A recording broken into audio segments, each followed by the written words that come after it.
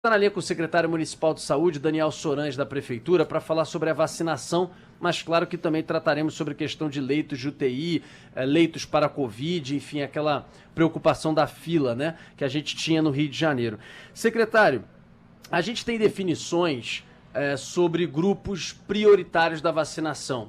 Se eu não estou errado, acredito que a cidade esteja seguindo o PNI, o Plano Nacional, ou o Programa Nacional de Imunização, por parte do Ministério da Saúde. E vocês vêm recebendo repasses de doses conforme elas vão chegando por parte da Secretaria Estadual de Saúde, vocês vão fazendo a distribuição para as unidades, por enquanto, né, para as unidades de saúde.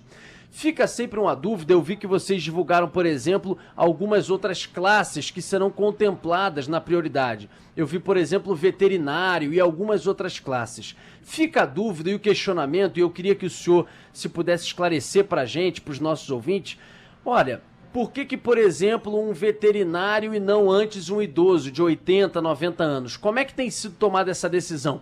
Quem fica, por exemplo, em um consultório, um reumatologista, sei lá, em consultório e não vai para a linha de frente da Covid, ele também terá, como profissional de saúde, prioridade frente a um idoso que está dentro do grupo de risco de 80, 90 anos? Como vai funcionar isso? Bom dia. Bom dia, Rodolfo. Hoje o Rio de Janeiro já é a cidade do país que mais vacinou pessoas para a Covid-19, né? A gente já conseguiu vacinar todos os idosos internados em abrigos, os profissionais de CTI, de enfermarias que lidam diretamente da Covid e os vacinadores. Mas hoje a gente começa uma nova fase, que são profissionais que têm um risco dobrado, que são profissionais que, além de serem profissionais de saúde, eles têm mais de 60 anos.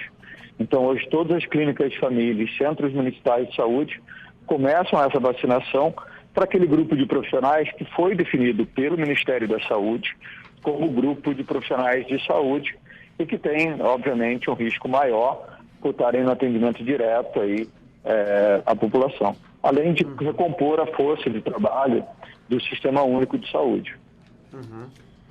E agora, para frente, por exemplo, alguns ouvintes escreveram para cá falando sobre essa questão de veterinários, enfim, como é que fica para frente? Quando que a gente consegue vislumbrar e chegar a idosos? E quando a gente fala em profissionais de saúde, a tendência é a vacinação começar antes para profissionais de saúde que não estão na linha de frente, antes dos idosos? Como vai funcionar isso depois?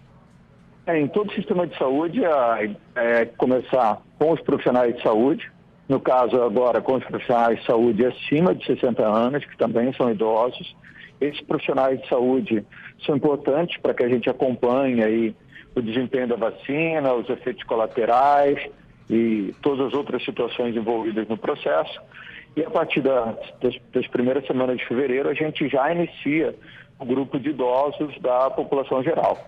A gente está esperando mais duas remessas de vacina do Instituto Butantan e da Fiocruz, que já foram confirmadas agora, para o mês de fevereiro, para que a gente comece também a vacinação para os idosos. Essa vacinação vai acontecer por faixa etária, dos anos maiores para os menores, até completar a vacinação de todo o grupo com mais de 60 anos. Então deixa eu só me apegar nessa informação. Pelo que o senhor está falando, com o cronograma que vem de vacina já confirmado, de doses liberadas e que estão prontas, disponíveis no Brasil, vocês recebem meados de fevereiro novamente remessas, então vocês podem, no começo de fevereiro, essa é a expectativa, ou seja, daqui a uma semana que vem, então a Secretaria começaria a vacinar idosos, começando o quê? Por mais de 85, 90 anos? Eu vou até um pouquinho além, bom dia, secretário. Como é que seriam esses recortes, de 10 em 10 anos, até para a gente poder explicar um pouquinho para os ouvintes? O recorte vai ser por data específica, então cada idade vai ter um dia específico para vacinação. Então, no exemplo do grupo de 89 a 85 anos, na segunda-feira se vacina 89, na terça 88, na quarta 87, na quinta 86, e assim por diante, até chegar aos sábados, onde todas as pessoas daquele grupo podem ir se vacinar, independente da faixa etária. Na semana seguinte, mais 5 anos, e assim por diante, até a gente vacinar toda a população de 60 anos ou mais. Então isso seria na semana que vem, primeira semana de fevereiro, o início para essas pessoas com mais de 85 anos? Exata vai se dar de acordo com a chegada das vacinas. A gente tem duas possibilidades. logo para os primeiros dias de fevereiro, que é a chegada do Instituto Butantan, das 4 milhões e 100 mil doses que eles vão distribuir para o Brasil, e também a chegada de vacinas da Fiocruz AstraZeneca. Secretário, antes de passar a bola para a Agatha, alguns estados começaram, como Pernambuco, a vacinar pessoas com mais de 85 anos, mas é bom destacar, como eu conversava mais cedo com algumas pessoas da área da saúde, que o Rio de Janeiro ele tem um contingente, Rio, São Paulo, enfim, grandes cidades, grandes estados com uma rede maior hospitalar, eles têm uma quantidade também maior de profissionais de saúde, né? Então, tem essa variação, até mesmo em faixa etária, você tem variação de estado para estado, né? É isso, a gente tem uma variação de faixa etária, de número de profissionais de saúde.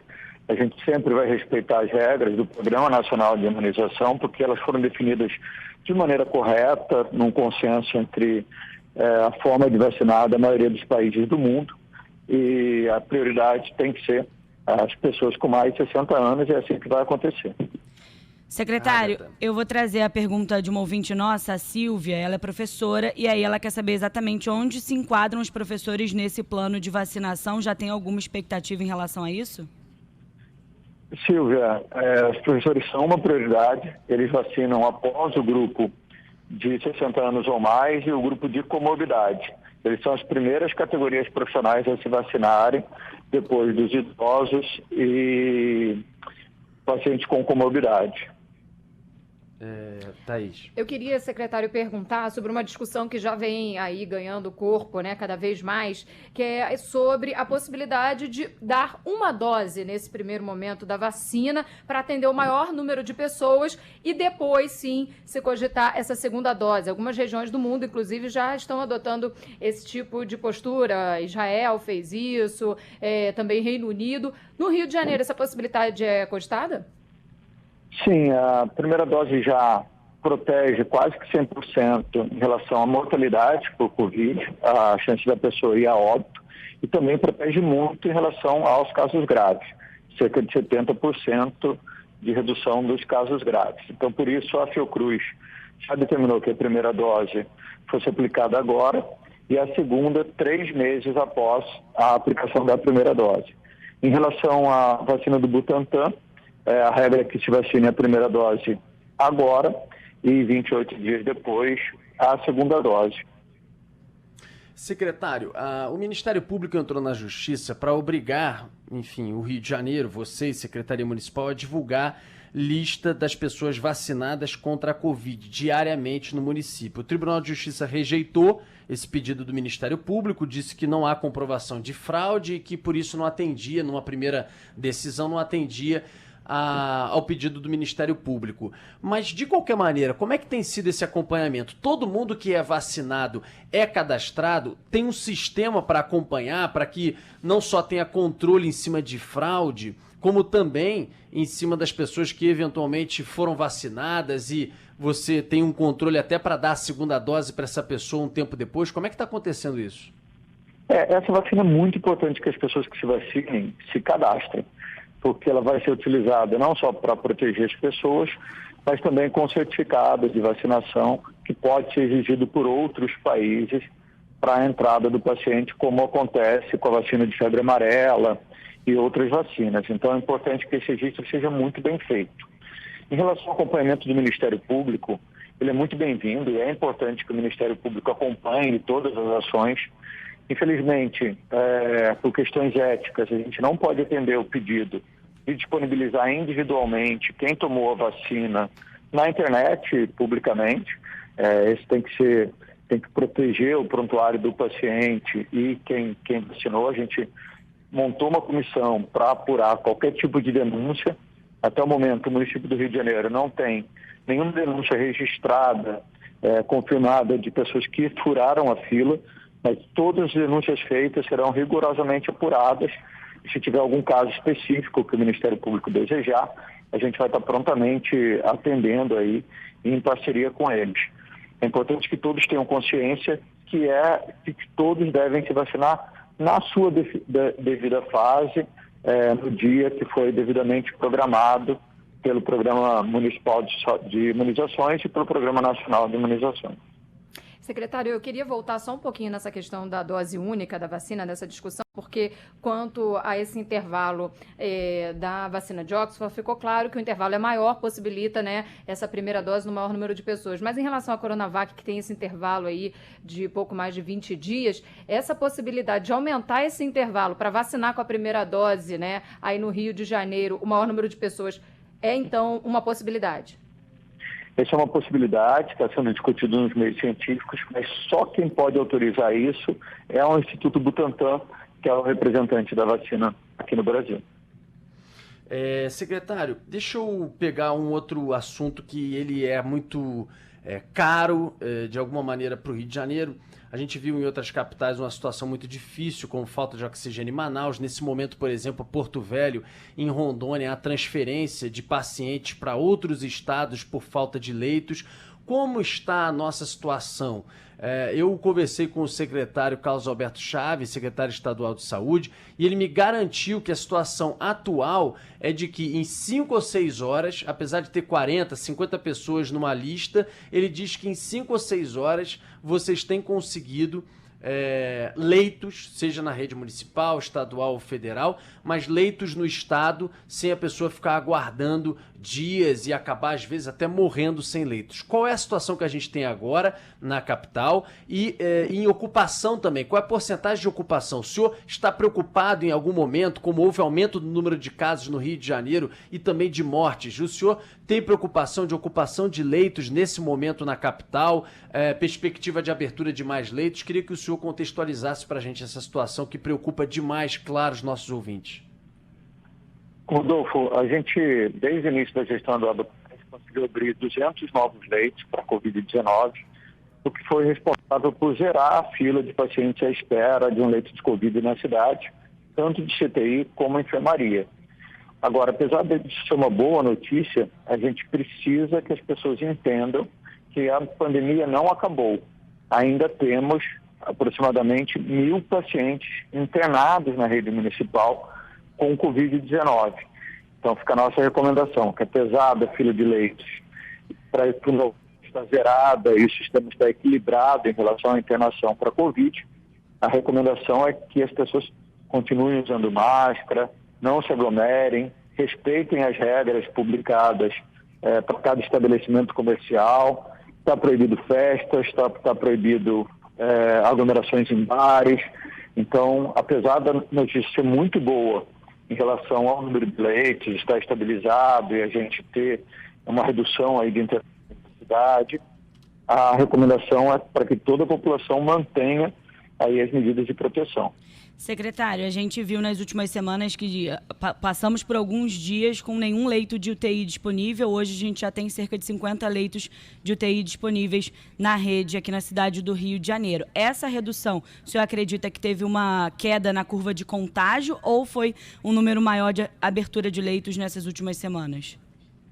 Ela foi um equilíbrio disso, mas o que contribuiu para a redução da taxa de ocupação foi a abertura mesmo de 200 novos leitos. A prefeitura está com uma estratégia de aumentar a testagem nas unidades básicas de saúde através de um aplicativo de autonotificação para que a gente possa fazer o rastreamento de contatos e conseguir realmente diminuir a curva de contágio e de casos graves na cidade.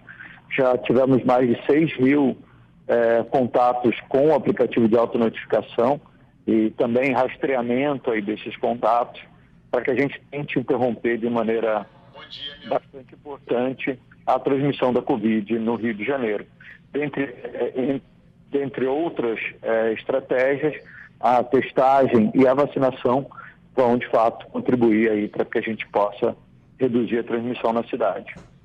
Secretário, eu queria abordar com você a relação da máscara, né? Porque muito tinha se falado, a gente viu no primeiro momento a discussão a recomendação, na verdade, das autoridades, à época o ministro Mandetta falando que não era necessário a população buscar a máscara. Depois essa ordem foi mudada, essa orientação, e todo mundo tem que usar máscara. A gente já vê na Europa a determinação de um uso específico de máscara para tentar conter o avanço de novas variantes. E, nesse momento, momento também se abre uma discussão sobre grupos, né, serem liberados do uso obrigatório de máscara. Por exemplo, crianças menores de 5 anos, algumas pessoas que são portadoras de doenças respiratórias. Eu queria que o senhor falasse da posição do senhor em relação a isso, se é um dado, é uma possibilidade que vai ser cogitada também em algum momento pela Prefeitura do Rio. A regra na cidade do Rio de Janeiro, nesse momento, é obrigatória a utilização de máscara por todas as populações e em todos os ambientes. Essa é a regra que vale para a cidade e a regra vigente. Eu me preocupo muito da gente achar em algum momento que discutir a utilização de máscaras em grupos específicos pode ser importante, mas não pode dar a sensação para a população de que não é necessário a utilização de máscara na maioria dos ambientes. Essa discussão acontece nos meios acadêmicos, nas universidades, mas nesse momento, na cidade do Rio de Janeiro, a regra é clara, é obrigado todo mundo a utilizar máscara. Secretário Gustavo Azevedo lhe pergunta, quem tomar a dose do Butantan tem que tomar a segunda do próprio Butantan, porque a gente vai ter também a aplicação de vacina da Oxford AstraZeneca, né?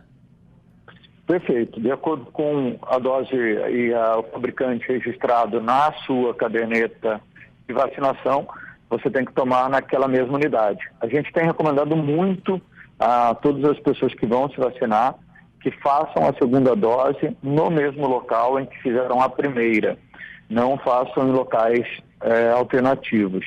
Então, se aplicou a vacina num centro municipal, procure o mesmo centro municipal para aplicar a segunda dose.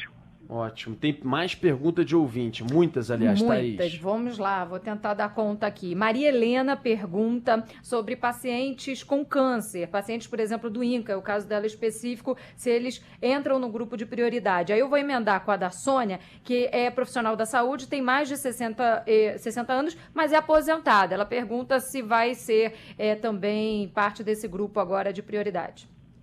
A nossa recomendação é para os profissionais de saúde que estão na ativa, que têm caderneta de profissional válida. Então, a nossa recomendação é que se foque nos profissionais de saúde que estão na ativa, para recompor justamente a força de trabalho.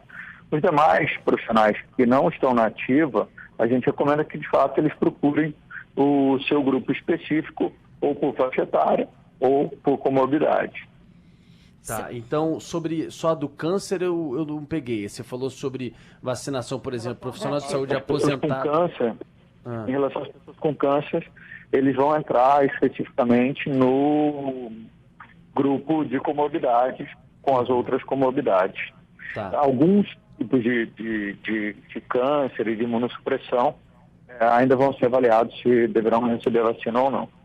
Agatha. Secretário, a Marilene escreveu pra gente agora, perguntando a pessoa que não puder comparecer no dia determinado, justificando a ausência por algum motivo relevante. Ela vai poder voltar em outro dia ou não? Ela vai poder voltar no outro dia, todo final de semana seguinte, todo sábado, é o dia de fazer vacina naquele grupo que foi vacinado ao longo da semana ou ao longo das outras semanas.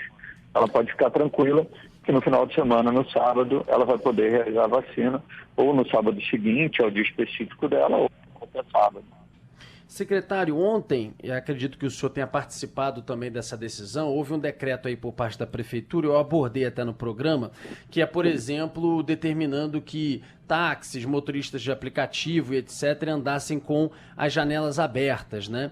A gente sabe que na prática, por exemplo, os trens não podem andar, o metrô não pode andar, o BRT não tem condições de andar porque a janela não abre, são locais, inclusive, que as pessoas estão abarrotadas lá dentro em deslocamento para o trabalho. E eu questionava no ar, dizendo, olha, você tem aí, na verdade, uma única classe, porque ela é identificável, que é a classe dos taxistas, o táxi amarelinho, ele pode ser identificado e fiscalizado pela Prefeitura, Vigilância Sanitária, Secretaria Municipal de Transporte, que é a única que, como poderá ser identificada, ela será sim fiscalizada. O resto, você não tem como alterar ou não tem como fiscalizar, que é o caso dos motoristas de aplicativo, porque não são carros identificáveis, vamos dizer assim, pela fiscalização. Até o Leonardo, que é nosso ouvinte, motorista de aplicativo, mandou um áudio chateado, dizendo que eu falei, não é, eu estou querendo exatamente igualdade.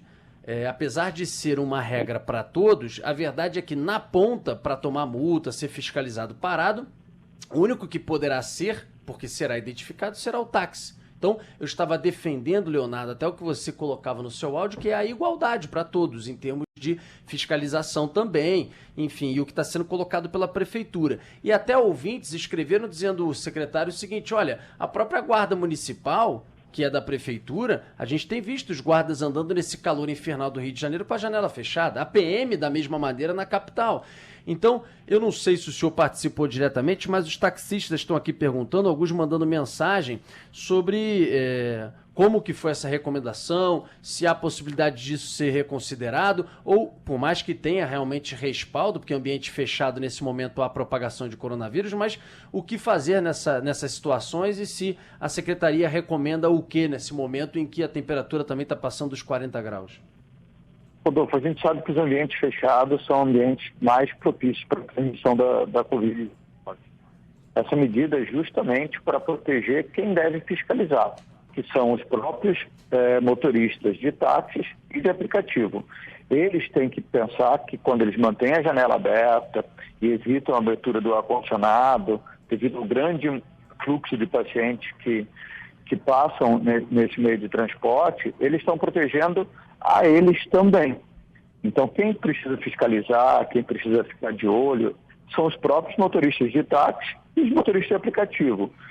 Isso é para proteger a saúde deles, principalmente. Então, a nossa recomendação é que se mantenha as janelas abertas, que evite ficar com o ar-condicionado fechado nos táxis e nos aplicativos e nos meios de transporte por aplicativo, justamente para proteger o motorista e para que o próprio motorista possa falar com o passageiro de que isso é uma medida recomendável pela Secretaria de Transporte e pelos órgãos de saúde. Então, essa publicação é justamente ele na argumentação com o próprio passageiro. É importante a gente lembrar que não acontecerá de nenhuma maneira fiscalização em todos os meios de transporte e a todo tempo. A prefeitura não vai ter perna para fiscalizar todos os táxis e todos os motoristas de aplicativo.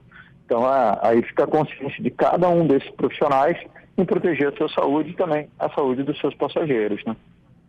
Secretário, eu queria falar um pouquinho sobre esse monitoramento que está sendo feito por região, inclusive administrativa do Rio. A gente, nos primeiros dias, né, do novo prefeito, né, do prefeito que voltou, na verdade, Eduardo Paes, muito foi se falado nessa análise por região, bairro a bairro, e de como medidas poderiam ser adotadas de forma também local para sanar e tentar controlar a situação do coronavírus. Eu queria que o senhor falasse um pouco sobre essa experiência até agora, quais os resultados dela e explicasse para a gente também como é que seriam essas medidas locais, regionais. Nosso objetivo é tentar identificar quais são as regiões da cidade que têm maior disseminação do vírus. O Rio de Janeiro é uma cidade de quase 7 milhões de habitantes, e ela não é uniforme. A transmissão da Covid, ela não acontece de maneira uniforme na cidade toda. Então, a gente está separando a cidade por regiões administrativas, que são conjuntos de bairros, para que a gente possa traçar ações mais focadas naquela área onde há um maior nível de transmissão. Atualmente, a cidade toda, todas as regiões administrativas estão consideradas como um nível de transmissão alto. Existe um nível de transmissão moderado, não vai existir um nível de transmissão baixo, até que a gente tenha uma cobertura vacinal muito grande. A Covid é uma doença que causa risco independente do momento que a gente está, então a gente vai trabalhar com os níveis moderado, alto, muito alto. Nesse momento a cidade do Rio está no nível alto em todas as suas regiões administrativas. Secretário... Diga, Agatha. Não. Eu ia falar só uma última coisa, vai você trazer primeiro. A participação do Rodrigo, ele foi agora vacinar o pai dele, tem mais de 60 anos, é médico, está na ativa, e aí ele falou, olha, no posto não estavam pedindo nenhum documento provando que ele estava na ativa. Eu até imprimi o documento do conselho, mas não foi pedido. E aí a minha pergunta era em relação, vai ter alguma fiscalização para ver se os profissionais que estão aplicando estão de fato exigindo algum documento? Claro, teve orientação prévia? Profissionais que tenham seu registro profissional, eles podem se vacinar. A gente recomenda que, se ele não estiver na ativa, ele não procure unidade de saúde nesse momento, Agora, fica a critério aí de cada conselho manter aí o certificado de profissional de cada um, e também dos próprios profissionais de saúde que não estão na ativa não procurarem aí as unidades de saúde nesse momento. Não, mas aí, secretário, é o seguinte, eu até entendo, a gente tem que conclamar as pessoas, a consciência, mas muitas vezes a gente sabe que tem pessoas que simplesmente querem dar de malandro. Olha quantos já foram flagrados aí furando fila. Então é o seguinte, no posto não há uma orientação expressa de vocês, de exigência de documentos, porque senão, óbvio que eu quero acreditar no bem da humanidade, mas não são todos que pensam dessa maneira, né? Rodolfo, a exigência é a carteira profissional. Se ele tiver o CRM, ele tem autorização para se vacinar. O cálculo desse grupo agora são os profissionais que têm conselhos profissionais com mais de 60 anos. Eles estão na base de cálculo. É claro que o objetivo dessa vacinação agora é que a gente tenha a recomposição da força de trabalho do Sistema Único de Saúde e também do sistema privado, para que a gente possa ampliar a capacidade de atendimento para os casos de Covid. A nossa recomendação, e aí fica um pedido, para quem não estiver na ativa, obviamente esperar a sua fase para se vacinar. Mas lembra que esses profissionais, todos são profissionais acima de 60 anos e que também têm um risco importante em relação à Covid-19 e podem ser chamados a voltar a trabalhar a qualquer momento. Secretário, para finalizar, eu vou encaminhar para o senhor, para a assessoria. A gente recebeu o contato de uma ouvinte nossa, ela pediu para não ser identificada, enfim, mas de qualquer maneira está desesperada porque tem um parente internado no Hospital Municipal Souza Aguiar, que é de responsabilidade sua, da secretaria, enfim, e ela está lá há mais de 10 dias para remoção de um catéter, um cálculo renal. Estão adiando a cirurgia dela, a preocupação dela também de pegar Covid, enfim, exposta num ambiente desse. Ela tem 2 filhas, marido, ela ajuda com a renda em casa, enfim, a situação dela é bem preocupante aí. Vamos mandar fora do ar para o senhor poder dar uma olhada nesse caso também, enfim, saber o que está acontecendo com relação à cirurgia dela. Já há adiamentos e adiamentos nos últimos dias. Te agradeço se puder dar uma checada nisso. Obrigado, bom dia. Muito obrigado pela entrevista. Estou aguardando o encaminhamento do caso. Um abraço, tchau, tchau.